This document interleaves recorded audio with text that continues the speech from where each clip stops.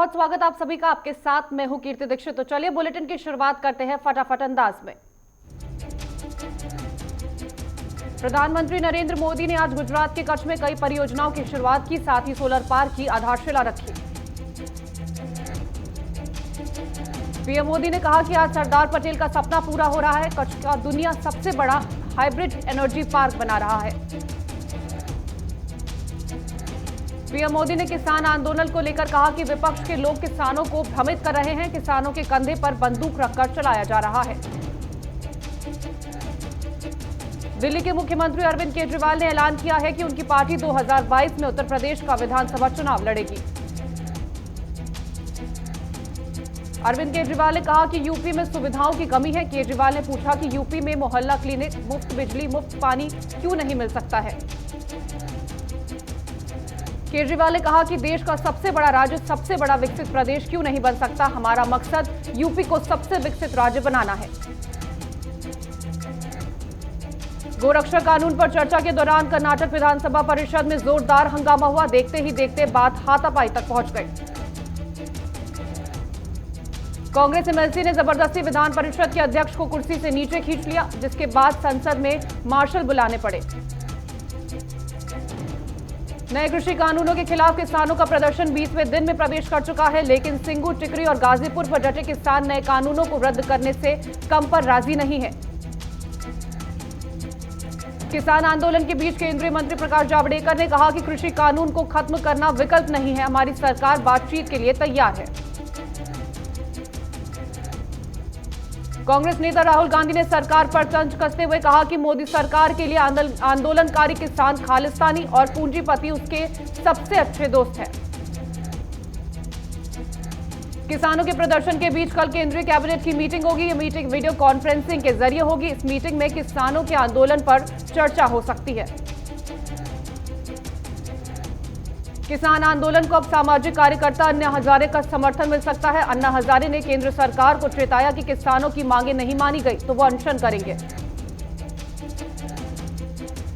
केंद्रीय मंत्री नितिन गडकरी ने किसानों से कहा कि उन्हें ये समझना चाहिए कि सरकार उनके साथ किसी तरह की नाइंसाफी नहीं होने देगी। पश्चिम बंगाल में कानून व्यवस्था को लेकर बीजेपी नेताओं का प्रतिनिधिमंडल ने चुनाव आयोग से मुलाकात की और राज्य में जल्द से जल्द आचार संहिता लागू करने की मांग की है।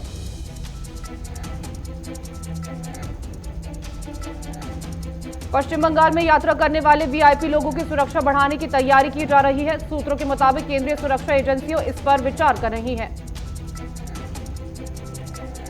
दिल्ली एम्स की 5000 नर्सें हड़ताल पर चली गई हैं, जिसकी वजह से अस्पताल में स्वास्थ्य सुविधाएं बुरी तरह से चरमरा गई हैं। दिल्ली एम्स के डायरेक्टर रणदीप गुलेरिया ने नर्स यूनियन से अपील की है कि वो कोरोना महामारी के समय ऐसा ना करे, जबकि संस्थान ने उनकी मांगों पर विचार करने का आश्वासन दिया है। ड्रग्स मामले की जांच कर रही एनसीबी ने अभिनेता अर्जुन रामपाल को समन भेजकर कल पूछताछ के लिए बुलाया है। कोविड-19 की वजह से इस बार संसद के शीतकालीन सत्र का आयोजन नहीं किया जाएगा। बता दें कि विपक्ष लगातार किसानों के मुद्दे को लेकर सत्र की मांग कर रहे थे।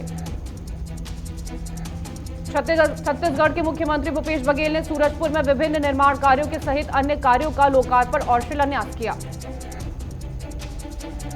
इस दौरान मुख्यमंत्री भूपेश बघेल किसान आंदोलन का समर्थन करते हुए उनकी मांगों को जायज बताया है। मुजफ्फरनगर में कार और बाइक की भिड़ंत में बाइक सवार पिता और बेटे की मौत हो गई है, जिसके बाद गुस्साए लोगों ने रोड जाम कर दिया।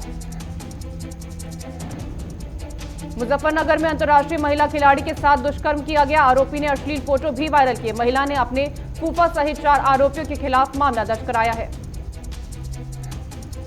समाजवादी पार्टी के अध्यक्ष अखिलेश यादव ने कहा कि राम और कृष्ण किसी की जागीर नहीं है, वे सबके हैं।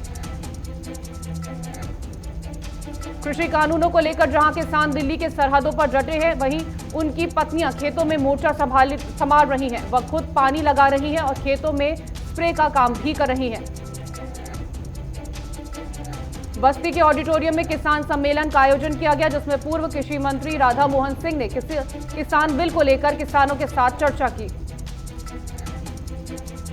यूपी सरकार की ओर से चलाए जा रहे मुख्यमंत्री सामूहिक विवाह कार्यक्रम के तहत देवरिया में 134 जोड़ों का विवाह संपन्न कराया गया।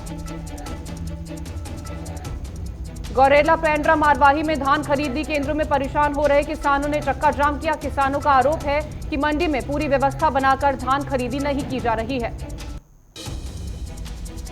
रेलवे जोन के एसडीआरएम ने सीवान रेलवे स्टेशन पहुंचकर रैंक पॉइंट पर हो रही समस्याओं का जल्द समाधान किए जाने का आश्वासन दिया है। दुनिया भर में कोरोना संक्रमितों का आंकड़ा 7 करोड़ 31 लाख के पार पहुंच गया। वहीं कोरोना चपेट में आकर 16 लाख 27 हजार से ज्यादा लोगों की मौत हो चुकी है। ब्रिटेन में वैज्ञानिकों ने एक नए कोरोना वायरस की पहचान की है। पीएम जॉनसन ने कहा विनाशकारी होगा। अमेरिका में राष्ट्रपति चुनाव में जीत पाने वाले आधिकारिक विजेता का ऐलान कर दिया गया है। इसमें डेमोक्रेटिक पार्टी के जो बाइडेन विजयी रहे।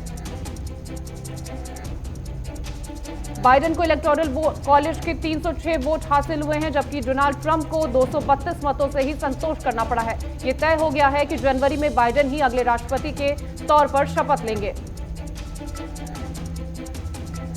यूरोप में माउंट एटना ज्वालामुखी एक बार फिर से धधक उठा है। 325 फुट तक लावा उठा, 3 मील तक राख फैली। सेंसेक्स 280.0 अंक नीचे 45,970.86 पर पहुंचा। वहीं निफ्टी 74 अंक नीचे 13,484.15 पर कारोबार कर रहा है। लगातार 8वें दिन पेट्रोल डीजल की कीमत में कोई बदलाव नहीं किया गया। दिल्ली में पेट्रोल 83.71 रुपए मिला, तो वहीं डीजल 73.87 रुपए प्रति लीटर बिक रहा है। रिलायंस जियो ने वोडाफोन, आइडिया और एयरटेल के खिलाफ आरोप लगाया है कि ये कंपनियां अफवाह फैला रही हैं कि नए कृषि कानूनों से जियो को फायदा होगा। गूगल ने वर्क फ्रॉम होम सुविधा सितंबर 2021 तक के लिए बढ़ा दी है, जिससे कर्मचारी 3 दिन ऑफिस और बाकी दिन घर से काम कर सकेंगे। कोटक महिंद्रा कैपिटल कंपनी ने कहा है कि 2020 में आईपीओ के जरिए 5 साल में सबसे ज्यादा रकम जुटाई गई है, जो पिछले साल में 2.25 गुना रही है। ऋतिक रोशन के केस में कंगना का केस अब ट्रांसफर कर दिया गया है। आपको जानकारी दे दें कि ऋतिक रोशन का जो केस था उसे अब ट्रांसफर कर दिया गया है।